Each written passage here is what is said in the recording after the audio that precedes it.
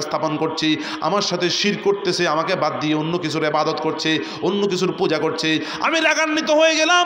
আরেক দল জাকিরিন, আরেক দল বান্দা আল্লাহুম্মা ইয়া হান্নানু ইয়া মান্নানু বলে আমার সব কিছুর স্বীকারোক্তি দিয়ে তারা ওই সকল শিরকি কাজগুলোকে, অংশীদার স্থাপনের কাজগুলোকে তারা বাতিল, ভুয়া, ভিত্তিহীন বলে ঘোষণা দিচ্ছে। আর আমি আল্লাহর অস্তিত্বকে স্বীকার করে নিচ্ছে, ইল্লাল্লাহ জিকির করছে।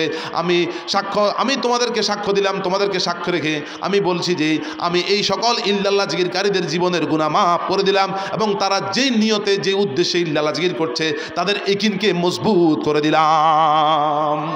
হযরত খাজা হাসান মঈনুদ্দিন চিশতি আজমেরী সঞ্জরি রহমাতুল্লাহ আলাইহি লা ইলাহা ইল্লাল্লাহ জিকির করার পর ইল্লাল্লাহ জিকির করতেন। ইল্লাল্লাহ জিকির করার বরকতে আল্লাহ রাব্বুল আলামিন তার ইয়াকিনকে এত বেশি মজবুত করেছেন, তার দৃঢ় ঈমানকে এত বেশি শক্তিশালী করেছেন। এই ইল্লাল্লাহ জিকিরের তাসির দিয়ে, শক্তি দিয়ে, ইল্লাল্লাহ জিকিরের তাজাল্লি দিয়ে তিনি 90 লক্ষ বিধর্মীকে মুসলমান বানিয়ে দিয়েছেন। যারা আল্লাহকে বাদ দিয়ে গায়রুল্লাহর পূজা করত, আগুনের পূজা করত, চন্দ্র সূর্যের পূজা করত, বিভিন্ন কিছুর পূজা করত, ওই সকল সৃষ্টি পূজারীদেরকে তিনি আল্লাহর ইমানদার বান্দাতে পরিণত করে দিয়েছেন। তাহলে ইয়াকিনকে মজবুত করতে হবে। ইয়াকিন কিভাবে নষ্ট হয়ে যায়? কেউ যদি বলে যে ডাক্তার আমাকে ভালো করেছে বা ডাক্তারি ওষুধের কারণে আমি ভালো হয়েছি, এটা যদি বলে ডাক্তারের উপরে বা ডাক্তারের ওষুধের উপরে ভরসা করে, তাহলে তার ঈমান থাকবে? ভরসা করতে হবে কার উপর? ওমাইয়া তাওয়াক্কাল আলাল্লাহি ফাহুয়া হাসবু। যারা আল্লাহর উপরে তাওয়াক্কুল করে, ভরসা করে, আল্লাহ তাদের জন্য যথেষ্ট হয়ে যায়। তাহলে এই ডাক্তাররা তো অনেক সময় অসুস্থ হয়ে যায় ডাক্তাররা, তখন ডাক্তারকে কে সুস্থ করে? আর অনেকে যদি বলে যে আমার জায়গা জমিন আমাকে খাওয়াচ্ছে বা আমার ছেলে আমাকে খাওয়াচ্ছে, আমার ছেলের কারণে আমি খাচ্ছি, হ্যাঁ, ছেলের উপরে ভরসা করে, ছেলে অত বিদেশ থেকে টাকা পয়সা না, এই ছেলের মালিক তো আপনি না। এই ছেলেকে কে দান করেছে? ছেলে সন্তান কে দান করে? আল্লাহ দান করে। মেয়েকে দান করে। অনেকে হয়তো যে মেয়েরা হয়তো অনেক সময় বাপকে খরচ দেয়, বা মেয়ের জামাইরা অনেক সময় যে শ্বশুরকে খরচ দেয় যদি ছেলে না থাকে। ছেলেটা অনেক সময় চাকরি করে, ব্যবসা বাণিজ্য করে, বিদেশ থেকে টাকা পাঠিয়ে মা বাবার জন্য খরচ পাঠায়। এই সকল বিষয়গুলোর টাকা উসিলা, এটা করে কি উসিলা, মাধ্যম। কিন্তু প্রকৃতপক্ষে একজনই রিজিক দাতা, একজনই আমাদের হায়াতের মালিক, একজনই আমাদের আয় উন্নতির মালিক, একজনই আমাদের মৃত্যুদাতা। তিনি হচ্ছেন কে? আল্লাহ। তার উপর ভরসা করতে হবে। দুনিয়াতে এগুলো হচ্ছে একটা মাধ্যম, এগুলো একটা উসিলা। এগুলো কি উসিলা? এই জন্য উসিলাও একটা প্রয়োজন। যেমন আল্লাহ রাব্বুল আলামিন আমাদের স্রষ্টা, কিন্তু মা বাবার উসিলা আমাদেরকে দুনিয়াতে কি আল্লাহ পাঠিয়েছেন। এই জন্য মা বাবার খেদমত করতে হবে, মা বাবার আনুগত্য করতে হবে, তাহলে উসিলাকেও মানতে হবে। আল্লাহ পাকের বান্দাগণ সবাই চক্ষু বন্ধ করি, বাম স্তনে দিবঙ্গেছেন, কালবের দিকে ধ্যান করে নিয়ত করি, আমি আমার কালবের তরফ মোতওয়াজ্জা আছে, আমার কালব আল্লাহ পাকের আশফা আজিম তরফ মোতওয়াজ্জা আছে। আল্লাহ পাকের আশফা আজিম হইতে চিশতিয়া তরিকার নিসবাত অনুযায়ী এক জরুরি জিকিরের ফয়েজ আমার কালবে প্রদান করুন ইয়া আল্লাহ। বিসমিল্লাহির রহমানির রহিম। ইন্না ফি খালকিস সামাওয়াতি ওয়াল আরদি ওয়াখতিলাফিল লাইলি ওয়ান নাহারি লাআয়াতিল লিউলিল আলবাব আল্লাযীনা ইয়াযকুরুনাল্লাহা কিয়ামান ওয়া কুউদান ওয়া আলা জুনুবিহিম ওয়া ইয়াতাফাক্কারুনা ফি খালকিস সামাওয়াতি ওয়াল আরদ। আমার আল্লাহ রাব্বুল আলামিন তার পবিত্র কালাম মাজিদে ঘোষণা দেন, নিশ্চয়ই আসমান ও জমিনের সৃষ্টির মধ্যে রাত ও দিনের বিভিন্নতার ভিতরে, রাত ছোট দিন বড়, দিন ছোট রাত বড়, অবশ্যই জ্ঞানীগণের জন্য আল্লাহ পাকের অস্তিত্বের নিদর্শন সমূহ বিদ্যমান রয়েছে। জ্ঞানী কারা? যারা দাঁড়িয়ে বসে শুয়ে আল্লাহর জিকির করে, আল্লাহর কথা খেয়াল করে, আল্লাহকে স্মরণ করে, এবং চক্ষু বন্ধ করে আল্লাহর সৃষ্টি জগৎ নিয়ে, মাখলুক নিয়ে একটু ফিকির করে, চিন্তা গবেষণা করে, ধ্যান করে, মেডিটেশন করে, মোরাকাবা করে। তাফাক্কারু সাআতিন খায়রুম মিন ইবাদাতি সিত্তিনা সানা। 1 ঘন্টা আল্লাহর সৃষ্টি জগৎ নিয়ে মোরাকাবা করলে, চিন্তা গবেষণা করলে, ফিকির করলে, ওই ব্যক্তির আমলনামার মধ্যে 60 বছর নফল ইবাদতের চেয়ে উত্তম সওয়াব লেখা হয়ে যায়। আমরা আল্লাহর সৃষ্টি নিয়ে একটু ফিকির করবো, এরপর আল্লাহ জিকির করব। যিনি উত্তরের বাতাসকে দক্ষিণে প্রবাহিত করেন তিনি হইতেছেন আমার আল্লাহ। যিনি দক্ষিণের বাতাসকে উত্তরে প্রবাহিত করেন তিনি হইতেছেন আমার আল্লাহ। যিনি 7 তবক আসমানকে সৃষ্টি করে স্তরে স্তরে শূন্যে সাজিয়ে রেখে দিয়েছেন তিনি হইতেছেন আমার আল্লাহ। আল্লাযী খালাকা 7 সামাওয়াতিন তিবাকা। সূর্যের ভিতরে যিনি উজ্জ্বল কিরণ দিয়েছেন তিনি হইতেছেন আমার আল্লাহ। চন্দ্রের ভিতরে যিনি স্নিগ্ধ আলো দিয়েছেন তিনি হইতেছেন আমার আল্লাহ। হুয়াল্লাযী জাআলা শামসা দিয়াও ওয়াল কমারা নূরা। যিনি অসংখ্য তারকারাজি নক্ষত্র পুঞ্জি দিয়ে আসমানের সৌন্দর্য বৃদ্ধি করেছেন তিনি হইতেছেন আমার আল্লাহ।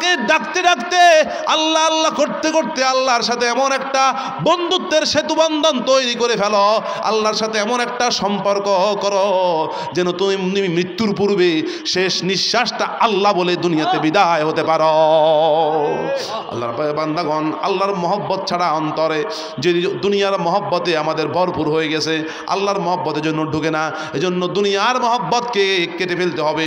দুনিয়ার মহব্বত বাদ দিয়ে আমরা যখন আল্লাহকে মহব্বত করা আরম্ভ করব, তখনই আল্লাহ রাব্বুল আলামিন আমাদেরকে আল্লাহর মহব্বতের বান্দা হিসেবে, আল্লাহর আশিক হিসেবে কবুল করে নেবে। ইউহিব্বুহুম ওয়া ইউহিব্বুনা, আল্লাহ তাদেরকে ভালোবাসে, তারাও আল্লাহকে ভালোবাসে, আল্লাহকে মহব্বত করে। আল্লাহ পাকের বান্দাগণ নামাজ পড়লে বলে নামাজি, হজ করলে বলে হাজি। আর যারা আল্লাহর জিকির করে তাদেরকে পবিত্র কোরআনের ভাষায়, আল্লাহর কোরআনে মাজিদের মধ্যে আল্লাহ ঘোষণা দিয়েছেন, যারা আল্লাহর জিকির করে বেশি বেশি তাদেরকে কি বলে? জাকিরিন। সূরা আহজাবের 35 নম্বর আয়াত 22 পারায় আল্লাহ ঘোষণা দিয়েছেন, ইন্নাল মুসলিমিনা ওয়াল মুসলিমাতি ওয়াল মুমিনিনা ওয়াল মুমিনাতি ওয়াল কানিতিনা ওয়াল কানিতাতি। শেষে আল্লাহ বলেছেন, ওয়াযাকিরিনাল্লাহ কাসীরান ওয়াযাকিরাতি আ'আদ্দাল্লাহু লাহুম মাগফিরাতান ওয়া আজরান আযীমা। নিশ্চয়ই বেশি বেশি জিকিরকারী পুরুষগণ, বেশি বেশি জিকিরকারী মহিলাগণ, আমি আল্লাহ ওয়াদা দিচ্ছি, প্রতিশ্রুতি দিচ্ছি, তাদের জীবনের গুনাহ মাফ করে দেব, তাদেরকে ক্ষমা করে দেব, এবং তাদের জন্য বিরাট পুরস্কারের ব্যবস্থা করে রেখেছি। তাহলে জিকির করলে বেশি বেশি লাভ নাকি লোকসান? এই জন্য আল্লাহ রাব্বুল আলামিন সূরা আহজাবের আরেকটা আয়াতে বলতেছেন, ইয়া আইয়ুহাল্লাযীনা আমানু যকুরুল্লাহা যিকরান কাসীরা ওয়া সাব্বিহুহু বুকরাতান ওয়া আসীলা। হে ঈমানদারগণ, তোমরা অধিক পরিমাণে বেশি বেশি আমি আল্লাহর জিকির করো, বেশি বেশি আমার পাক পবিত্রতা বর্ণনা করো, সকালে ফজরের পরে এবং সন্ধ্যায় মাগরিবের পরে। সকাল সন্ধ্যা বেশি বেশি জিকির আজকার করা, তাসবিহ তাহলিল আদায় করা, এটা কার হুকুম? আল্লাহর হুকুম। এজন্য মাওলানা হতে পারলেন না, মৌলভী হতে পারলেন না, মুফতি সাহেব হতে পারলেন না, মুহাদ্দিস সাহেব হতে পারলেন না, মুফাসসির সাহেব হতে পারলেন না, হাফেজ হতে পারলেন না, কারি সাহেব হতে পারলেন না। আপনার বয়স 40, 50, 60 বছর হয়ে গেছে, 70 বছর হয়েছে, আপনি এই বয়সে মাদ্রাসায় ভর্তি হতে পারবেন না। কিন্তু দুইটা সময় সকাল সন্ধ্যা যদি বেশি বেশি জিকির করতে করতে অন্তত জাকিরিনদের খাতায় নাম তুলতে পারেন, তবু একটা আশা আছে। আশাটা হচ্ছে দুনিয়াতে গুনাহ মাফ, আখিরাতে আল্লাহর পক্ষ থেকে পুরস্কার। রাসূলুল্লাহ সাল্লাল্লাহু আলাইহি ওয়াসাল্লাম ইরশাদ করেছেন, বুখারী শরীফের হাদিস, কাল কঠিন কিয়ামতের ময়দানে, হাসরের মাঠে, যেদিন আল্লাহর আরশ ও আজিমের ছায়া ছাড়া কোনো ছায়া থাকবে না, ওই আরশ ও আজিমের নিচে আল্লাহ রাব্বুল আলামিন 7 দল ব্যক্তিদেরকে ছায়া দান করবেন। কয় দল? 7 দল ব্যক্তি। ওই 7 দলের মধ্যে একটা দল হচ্ছে দুনিয়াতে যারা আল্লাহর জিকির করতে করতে, আল্লাহকে ডাকতে ডাকতে চোখের পানি ছেড়ে দিয়েছে, আল্লাহর মহব্বতে কিংবা আল্লাহর ভয়ে কান্না করেছে, চোখের পানি ঝরিয়েছে। ওই সকল ক্রন্দনকারী, কান্নাকাটি করার ব্যক্তি, আল্লাহর জিকিরকারীকে আল্লাহ রাব্বুল আলামিন আরশ ও আজিমের নিচে ছায়া দান করবেন। আল্লাহ পাক আমাদের সকলকে আল্লাহর নেককার, সালিহিন, জাকিরিন, ফরহেজগার, মুত্তাকিন বান্দা হিসেবে কবুল করুন, সুবহানাল্লাহ, আমিন। আমরা যেন 5 ওয়াক্ত নামাজ জামাতের সাথে মসজিদে আদায় করতে পারি, পাশাপাশি অন্যান্য নফল ইবাদতগুলো করতে পারি, দরুদ শরীফের আমল করতে পারি, যারা কোরআন বিশুদ্ধভাবে তেলাওয়াত করতে পারেন, বিশুদ্ধভাবে কোরআন তেলাওয়াত করতে পারি। সামনে রমজান মাসের রোজাগুলো সুস্থ অবস্থা যেন আল্লাহ আমাদেরকে দিয়ে রাখায়, আল্লাহ আমাদেরকে তৌফিক দান করে, সুবহানাল্লাহ, আমিন। এবং মা বোন যারা আছে তারাও যেন নামাজ রোজা ঠিকমতো আদায় করতে পারে, যাদের বিবাহ শাদী হয়েছে তারা যেন স্বামীর তত্ত্বাবধান থাকতে পারে, স্বামীর আয়ত্তে থাকতে পারে, স্বামীর কথা মেনে চলে চলে, শ্বশুর শাশুড়ির কথা মেনে শুনে চলে। আর যারা যে মা বোনের রয়েছে তারা যেন পর্দা পুশিদা করে পর্দার সাথে জীবনযাপন করে চলতে পারে, সুবহানাল্লাহ, আমিন। আল্লাহ পাক আমাদের সকলকে দিনদার মুসলমান হিসেবে কবুল করুন, সুবহানাল্লাহ, আমিন। আজকের মাহফিল আল্লাহ যেন কবুল করে, এই মাহফিলের উসিলায় যেন এলাকার উপরে, এলাকাবাসীর উপরে, মুর্দা জিন্দা সকলের উপরে আল্লাহ যেন খাস রহমত বরকত নাজিল করে, সুবহানাল্লাহ, আমিন। 8টা জান্নাতের চাইতে এই মাহফিলের দাম বেশি, আল্লাহু আকবার। কারণ জান্নাতে গেলে বান্দাবান্দিরা খুশি হবে, আর এই মাহফিল করলে আল্লাহ খুশি হয়। কে খুশি হয়? বান্দাবান্দিদের খুশি বড় নাকি আল্লাহর খুশি বড়? আল্লাহ বলতেছেন, ওয়ারিদওয়ানুম মিনাল্লাহি আকবার, আল্লাহর সন্তুষ্টি হচ্ছে সবচাইতে বড়। এজন্য আমরা এই জিকির মাহফিল কার উদ্দেশ্যে করি? আল্লাহ সন্তুষ্ট। আল্লাহ পাক আমাদের সকলকে কবুল করুন। সবাই বলেন দুরূদ শরীফ পড়ি, সাল্লাল্লাহু আলা